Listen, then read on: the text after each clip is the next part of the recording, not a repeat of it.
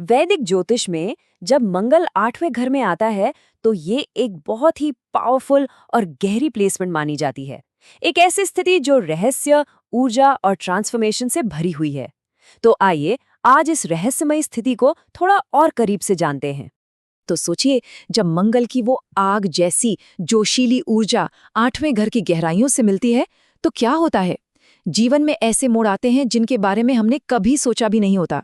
हाँ, ये मोड़ काफी चैलेंजिंग हो सकते हैं, लेकिन सच तो ये है कि यही हमें बदलने और पहले से कहीं ज्यादा मजबूत बनने का मौका भी देते हैं।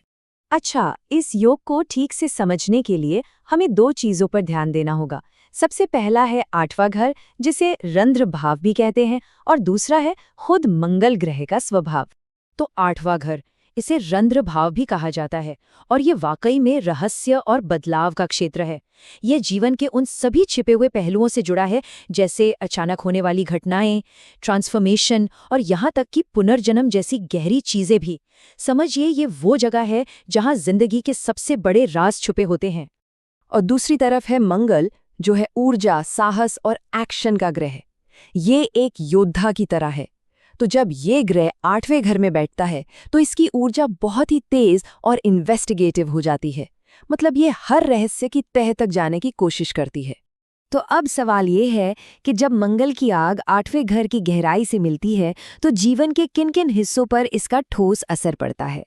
चलिए देखते हैं कि ये कॉम्बिनेशन असल में हमारी जिंदगी में कैसा दिखता है। सबसे पहला और सबसे दिलचस्प असर है गहरी खोजबीन करने की क्षमता। इस योग वाले लोगों की छिपे हुए ज्ञान को उजागर करने में एक खास दिलचस्पी होती है। वे एक जासूस की तरह रहस्यों की तह तक पहुंचना पसंद करते हैं।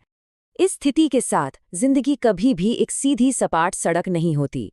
ये अक्सर ऐसे अचानक मोड़ ले आती हैं जो हमें हमारी नींव से हिला देते हैं, चाहे वो करियर में हो, रिश्तों में या फिर खुद की पहचान में। ये अनुभव जीवन को पूरी तरह से बदल कर रख सकते हैं।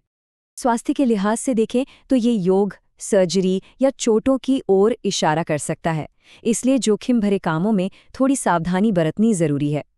लेकिन दिलचस्प बात यह है कि ये ठीक होने की एक अद्भुत शक्ति भी देता है। ये एक तरह से टूटने और फिर से जुड़ने की शक्ति है, जो इंसान को पहले से कहीं ज्यादा मजबूत बना देती है।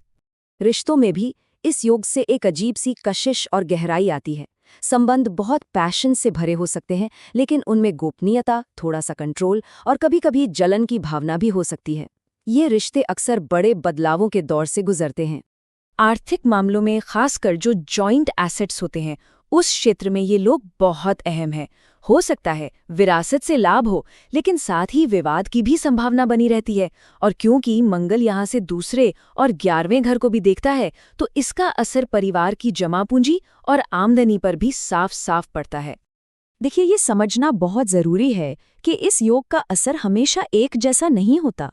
ये एक दो-धारी तलवार की तरह है। इसलिए सिर्फ ये देखना काफी नहीं कि मंगल 8वें घर में है, ये देखना भी जरूरी है कि वो कितना बलवान है। अगर मंगल मजबूत है, मतलब अपनी ही राशि जैसे मेष या वृश्चिक में हो या मकर राशि में उच्च का हो, तो व्यक्ति निडर बन जाता है और हर संकट का सामना बड़ी हिम्मत से करता है। लेकिन अगर मंगल कमजोर या पीड़ित हो तो जिंदगी में अचानक परेशानियां, सेहत से जुड़ी दिक्कतें और अस्थिरता का सामना करना पड़ सकता है। तो अगर किसी की कुंडली में ये योग है, तो क्या इस तीव्र ऊर्जा को एक पॉजिटिव दिशा दी जा सकती है? जी, बिल्कुल। और अब हम इसी पर ध्यान देंगे कि इस अंदर की आग को कैसे सही तरीके से इस्तेमाल किया जाए। इस मंगल की जोशीली ऊर्जा को सही रास्ता देने के लिए कुछ उपाय भी सुझाए जाते हैं, जैसे कि भगवान हनुमान की पूजा करना, जो मंगल के देवता माने जाते हैं। साथ ही जोखिम भरे कामों से बचना, पैसे के मामलों में पूरी ट्रांसपेरेंसी रखना और गुस्से या बेचैनी को शांत करने के लिए मेडिटेशन का अभ्यास करना, ये सब बहुत मददगार साबित हो सकता है। और ये एक बात इस योग के पूरे सार को बयां कर देती है।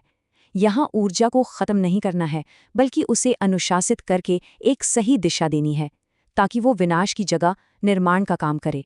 तो आखिर में हम कह सकते हैं कि 8वें घर में मंगल एक आग की तरह है।